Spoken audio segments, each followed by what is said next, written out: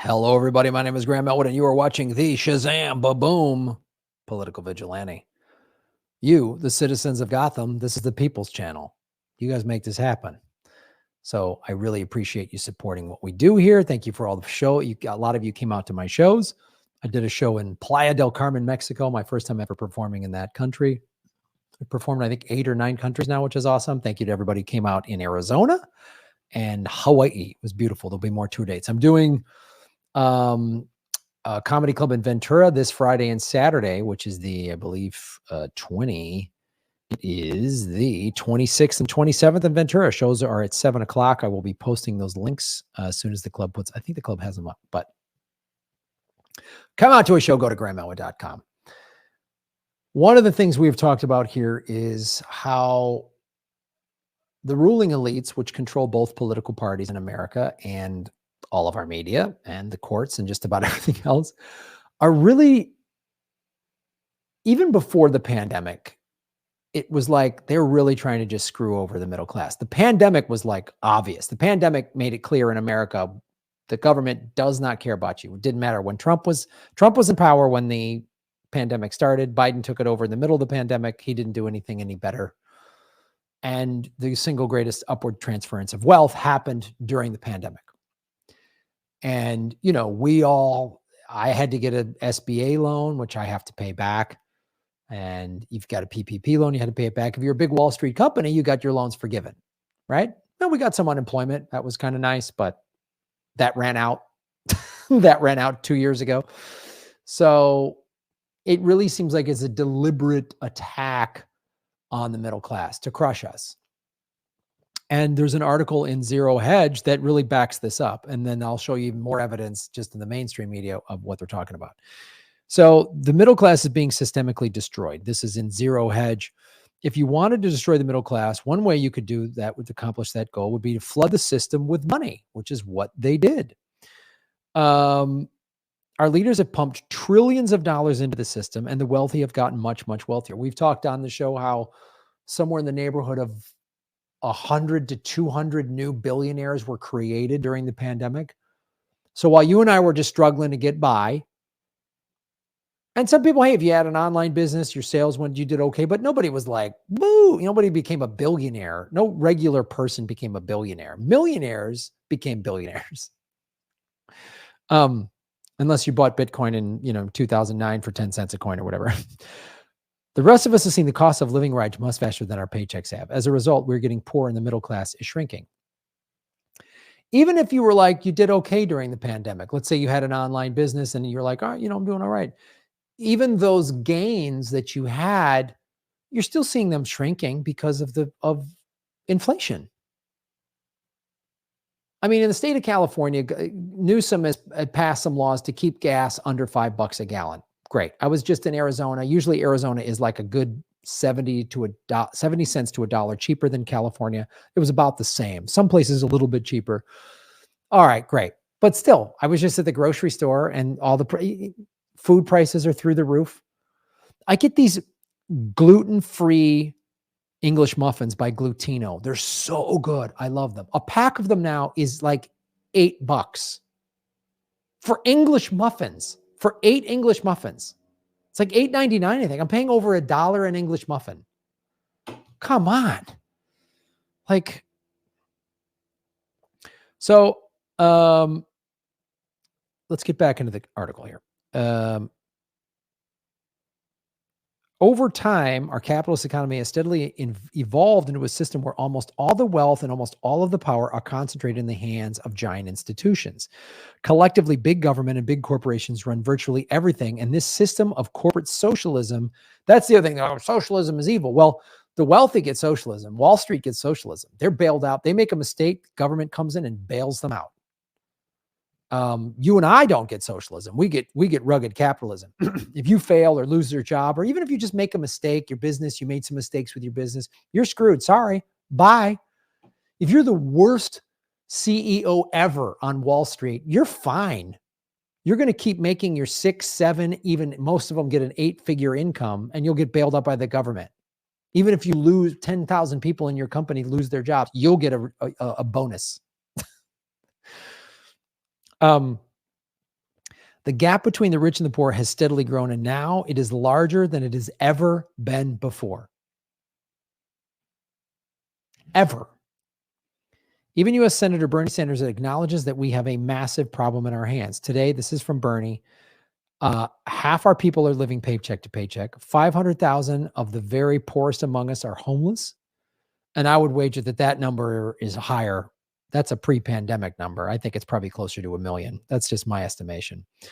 Millions are worried about evictions. 92 million are uninsured or underinsured. And families all across the country are worried about how they're going to feed their kids. Today, an entire generation of young people carry an outrageous level of student loan debt, something that could have been wiped out by Joe Biden.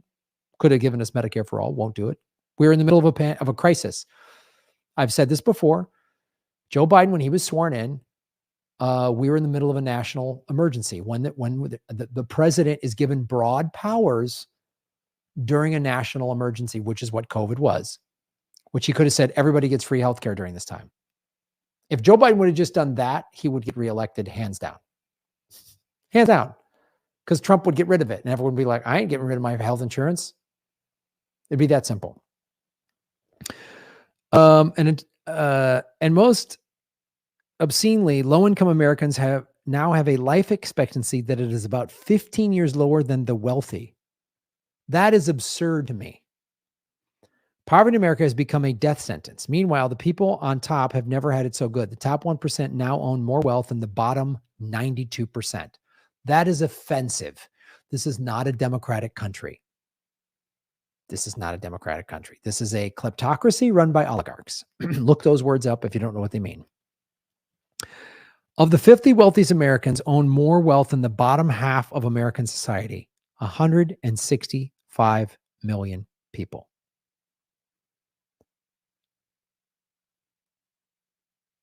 $50 people own more than half of the country.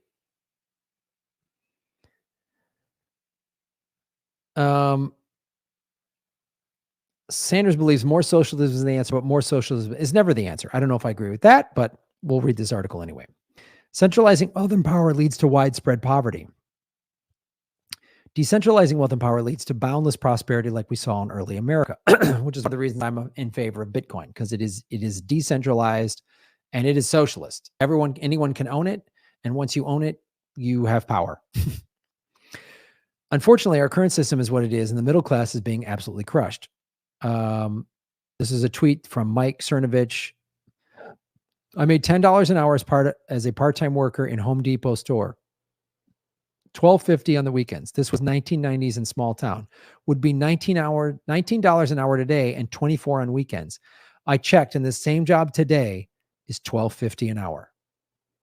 That tells you right there.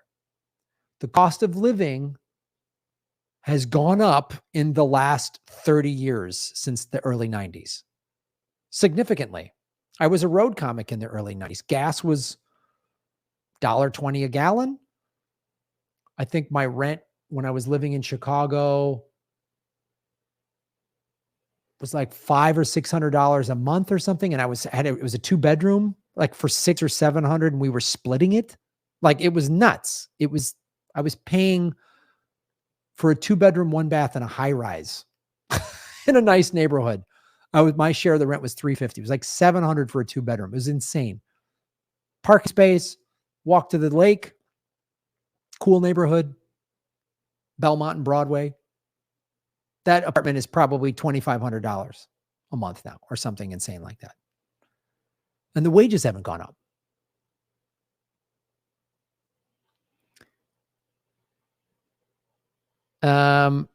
Wages for many jobs have not moved much over the years, but the cost of living has been increasing. Gas, this is what I was just saying. Here's a couple things from the early 90s. So gas was 99 cents a gallon. Milk was between 99 to $1.29 a gallon. This was in the 1997 to 2000 era. Nothing felt expensive other than nice stuff. Daily living groceries, sure, you had a budget, but it didn't feel like it does now. Yeah, I remember you go to the grocery store as a single guy, go to the grocery store, get 2 bags of groceries, about $40. They're $40, get some basics. Now those 2 bags of groceries are $80 or $90. And I eat healthy, which that is like double that. Oh, you want to go gluten-free? You want to go vegetarian? You want to go organic? You want to go unsweetened? Oh, there you go. That's more expensive. Needless to say, house payments were also much higher than they used to be. In fact, it is being reported that the average existing home actually costs approximately $93,000 more than it did in 2020. That's in 3 years. Again, I bought a house in the end of 99, beginning of 2000. 2-bedroom in the valley, 1 bath, detached garage, and a little studio guest house with a little kitchenette and a shower and a bathroom, like a 3/4 bathroom, right? That I rented out, that I could rent out for about $500 a month. And a nice little backyard with a deck and an orange tree. This is a standard little house in the San Fernando Valley. I paid $200,000 for it. And everyone was like, "Ooh, 200, that's a little." And I was like, "Yeah." That house is probably now worth $600,000 or $700,000, $800,000, which if I would have held on to it, I'd be making money. But you can't even, that house isn't even 400 grand, which is like, in Santa Monica where I'm at now, I just popped into an open house at for a condo. It's like a beautiful condo, like $2 million. And I talked to the realtor. He said, there's no condos under $1 million in Santa Monica. None. So that means if you just want to buy a condo, like a 2-bedroom, 2-bath condominium in Santa Monica, you have to have a $200,000 down payment and then finance $800,000, which is, I don't know what that monthly payment's going to be, 20, 30 grand a month. So if you're making 200-300 grand a year, you can't afford a house. It's insane. Newly built homes are even more expensive. In fact, the National Association of Home Builders estimates new homes will cost around $425,000. That's the national average. So that takes in all the small towns and the rural areas. Wow. Out of 132.5 million American households, 96.5 million of them won't be able to afford that median price. So even if we see a ton of new houses being built, 7 out of 10 households will have a tough time paying for one. What that means is companies like BlackRock have been buying. One of the reasons why the rents and mortgages are so high is because BlackRock has bought up everything and they're deliberately keeping stuff off the market to keep the prices up. Because if they flood the market, every apartment building, every open unit was put on the market, the rents would come way down. So they're deliberately keeping them off the market. More than a third of U.S. families that work full-time do not earn enough money to cover their basic needs. Full-time jobs, not enough money to earn their basic needs, including housing, food, and childcare, new study shows. Researchers at Brandies University found 35% of American families do not meet the basic family needs budget, the amount needed to afford rent, food, and transportation, medical care, and minimal housing expenses, despite working a full-time year-round. I've interviewed somebody on the show a couple of years ago that had a full-time job and was living in their car. Some 70% of Americans admit to being stressed about their personal finances these days, and a majority, 52% of U.S. adults, say their financial stress has increased since before the COVID-19 pandemic. Again, we talked about this. Before the pandemic, we said 60% of Americans couldn't afford a $500 to $1,000 emergency. That was before the pandemic.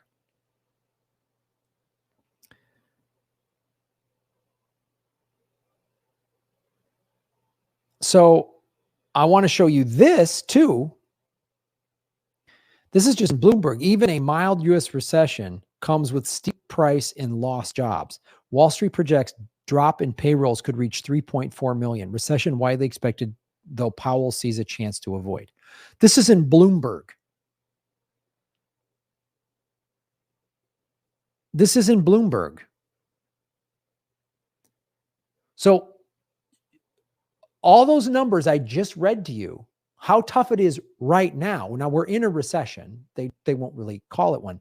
But if this recession gets worse, and there's more job losses, and inflation is what it is. So people with full-time jobs are having a hard time paying their bills. So if, let's say it's a 2-income family, it's a married couple, and one of those people, the 2 people are working and they're barely able to pay their bills. They can't afford to buy a house. And then one of those people loses their jobs, gets laid off. Then what?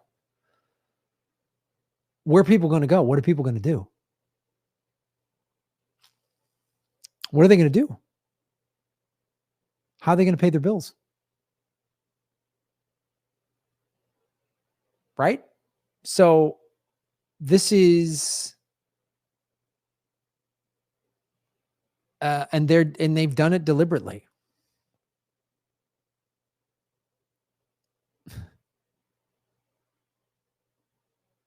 The top 150 people in this country in wealth own more than 92% of the country. Most of the people in this country can't even afford to buy a home, which that used to be, that was the part of the American dream. You got a decent job because wages paid you well. Union jobs, there was good union jobs.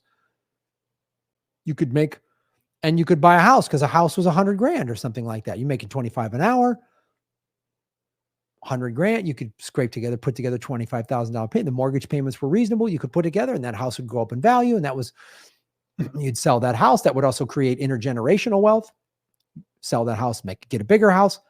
Then when you pass away, you leave that house to your kids, and they get money, and they get. Who can buy a house now? I can't afford to buy a house.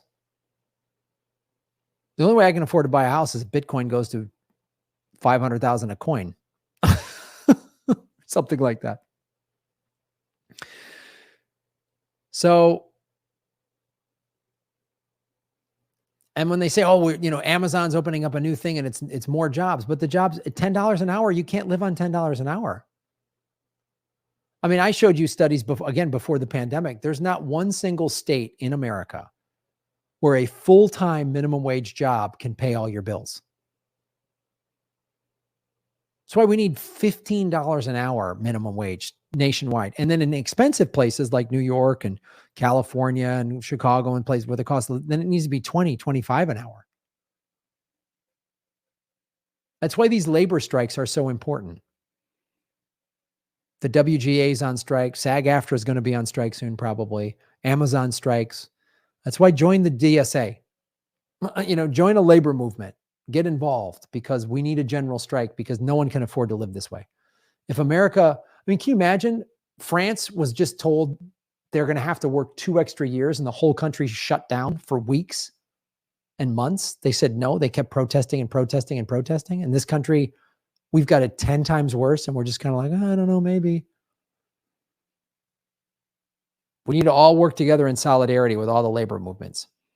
Because if you're a writer in the Writers Guild, you are getting screwed over by the same company in some ways.